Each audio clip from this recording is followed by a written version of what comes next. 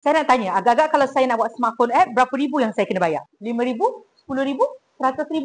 Tapi kerajaan Malaysia bagi tender untuk buat Save Me 999 dengan harga 1 bilion ringgit. So, apa Save Me 999 ni? Save Me 999 ni adalah satu app untuk kita berhubung dengan talian kecemasan menggunakan smartphone, ada AI dan katanya lebih advance. Tapi beberapa hari yang lepas, ada pengguna yang kata dia telefon 999 dan dikatakan suruh download app. Tak masuk akal betul. Habis tu macam mana kalau dah download app, kena tunggu OTP lagi. Kalau lupa password, kena tekan forgot password lagi. Itu dah satu benda mengarut yang berlaku. So, kalau orang tak ada internet, macam mana? Orang tua macam mana? Apa benda-benda kecemasan ni kita boleh buat lebih banyak birokrasi?